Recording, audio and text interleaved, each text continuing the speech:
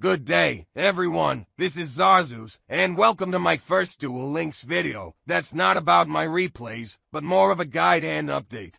I hope you'll find it helpful. Today, we'll be discussing the Phantasm Spiral Deck, specifically the field spell known as Pacifies the Phantasm City.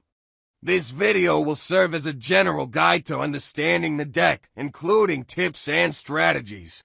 First, let's break down the cards to get a clear idea of the deck's mechanics. Pacifies the Phantasm City is the core of this strategy essentially. It is the soul of the deck. This card is always treated as unique. Its first effect states that you cannot normal or special summon effect monsters during the turn you activate either of this card's effects, even if this card leaves the field. This means that we won't be playing effect monsters in this deck, except possibly for the optional Pathfinder. However, we do receive rewards for this restriction through to effects. The first effect, which can be used once per turn, allows you to add one Phantasm Spiral card from your deck to your hand. If you normal or special summon exactly one normal monster and no other cards, this helps you search for your traps. The second effect is triggered if your opponent activates a card or effect, except during the damage step, while you control no tokens. You can then special summon one Phantasm Spiral token. This token is a worm-type water attribute level 8 monster with 2000 attack and 2000 defense. Now, here's a key point to remember. This effect is not once per turn. That means you can summon as many tokens as you want, as long as you don't already control a token. So, if your opponent destroys your token, you can immediately summon another one, if it was destroyed or rid by a card effect. What this also means in practice is that, as long as you can keep your field clear of tokens, you can continue summoning new tokens whenever your opponent activates a card effect. You can take advantage of that. Let's discuss the cards that Pacify searches for. First up are Phantasm Spiral Power and Phantasm Spiral Battle. These are the ones you'll frequently be searching for and using in your strategy. To keep it simple, both of these traps can actually function as hand traps. In other words, you can activate them from your hand, even though they're technically trap cards, as long as you control a field spell Yumi, which Pacifies is always considered to be. Phantasm Spiral Power serves as a stat modifier for opponent monsters, and also has the ability to negate an opponent's monster effect. On the other hand, Phantasm Spiral Battle is straightforward but effective, allowing you to destroy an opponent's card on the field. They also have equip spells, but I feel like they don't need to be played, since they force you to include Phantasm Spiral Dragon, a level 8 normal monster, which can brick your hand. Additionally, you might also end up bricking with these equipped spells themselves. They are slow and predictable, but here's a quick explanation anyway. You can search for these equipped spells using Phantasm Spiral Power and Phantasm Spiral Battle by banishing them from your graveyard. They can only be equipped to a normal monster, and they have an effect that triggers at the end of the battle phase if the equipped monster battled. You can then special summon one Phantasm Spiral Dragon from your hand, deck, or graveyard and equip it with a card, with additional effects based on which equipped spell you use. Wave forces your opponent to discard one card. Grip inflicts effect damage to your opponent. Crash changes one attack position monster your opponent controls to defense position. Among these, Wave is probably the most worthwhile, but it still requires you to include the Phantasm Spiral Dragon, which can be a drawback, unless there's a specific skill that makes playing these equipped spells more viable. Playstyle, or deck type, of this deck. If you are following, you might already notice that we are discussing a control deck. For those wondering, a control deck is a deck type that revolves around making trades with your opponent. But, in those trades, you have a better game state, giving you the impression that you are controlling the game, which is why it's called control. Also, a lot of tech cards, and cards that you will be playing, revolve around that theme.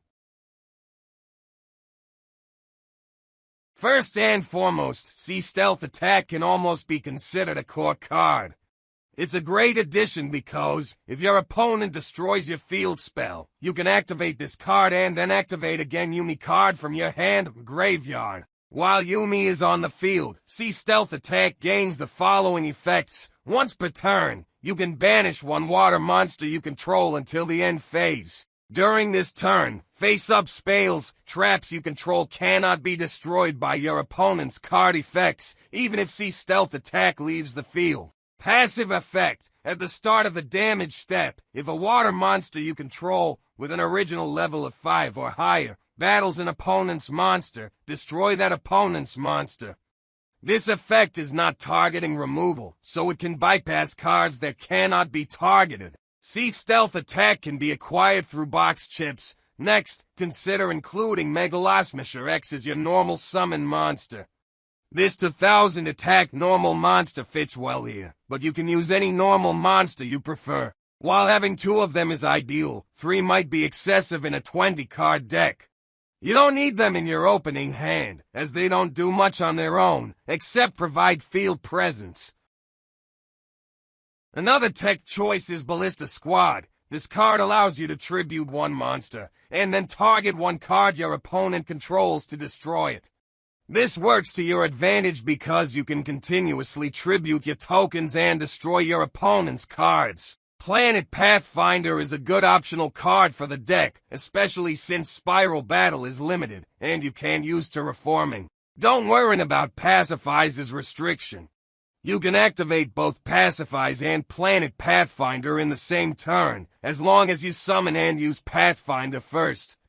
Pot of Duality is a consistency booster for the deck. Since you can play your turn without needing to special summon, it's a useful tool to improve consistency, since you badly want to open the field spell and good trap cards. For niche tech choices, Needle Sealing could also be a good pick because you don't mind losing your tokens. You can special summon them again if your opponent activates a card effect. However, it may be too slow due to its requirements compared to other options like Ballista Squad. White Elephant's Gift is also a niche choice. The main issue is that you're not guaranteed to have a token or a normal summon monster in your first turn. This card is better used in subsequent turns, because Pot of Duality doesn't have such requirements and can be used immediately. It is generally more reliable. Tyrant's Tirade is also a niche tech, as it requires you to tribute to monsters. The payoff is significant, but you always control only 1 token. So, this tech often requires you to have a normal summon monster. It's a good option, but might not fit every game situation, so take note of that. You can also build Pacifies or Phantasm Spiral decks in a stun style, since they don't rely heavily on combos or monster effects. Instead, they primarily use field spells. To enhance this strategy, you can incorporate floodgates. Floodgates like Dimensional Fissure and Shadow Imprisoning Mirror won't impact your deck much because you don't depend on the graveyard for monsters, and you don't rely on dark monster effects or monster effects in general, just spell and trap effects. However, the downside of a stun build is that it struggles going second compared to control versions. Floodgates can severely limit your opponent's plays and combos, but if they have already established their board, these floodgates might not be as effective. Another issue is that the speed format only has 3 spell and trap zones, which can lead to a clogged back row, as these floodgates remain on the field. Control versions might have better chances going second, though they are not strong. In such cases, card like Paleozoic Denomischus might offer a better chance to make a comeback and break your opponent's board. Is it worth building? I feel the core of this deck is relatively affordable since it doesn't include any ultra-rare cards. Pacifies, the field spell, is only a super rare rarity card, and Spiral Power is also a super rare card, which means you might have a higher chance of pulling them. Spiral Battle is only a rare card, so it's easier to obtain, but RNG can still be a challenge. You might still need to pull the last pack in the mini box to complete, if the RNG is not cooperating. However, some supporting cards for the deck can be quite expensive. For example, Pot of Duality cannot be acquired through box chips, making it a costly addition. So, while building the core of the deck might be manageable, the overall cost can add up, especially with tech choices that I mentioned. As for the deck's strength, it might be considered more of a rogue option or on the lower tier. It tends to be slower compared to other decks, given that it's a controlled deck. Additionally, the deck heavily relies on pacifies, so a single Cosmic Cyclone can severely impact its performance. Overall, while the deck does have potential, its effectiveness might be limited by its reliance on specific cards and the need to draw key trap cards. It really shines when going first but can struggle when going second.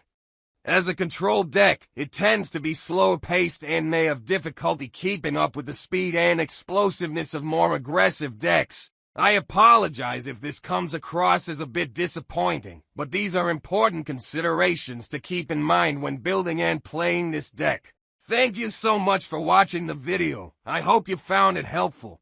If you did, please consider liking the video and subscribing to my channel.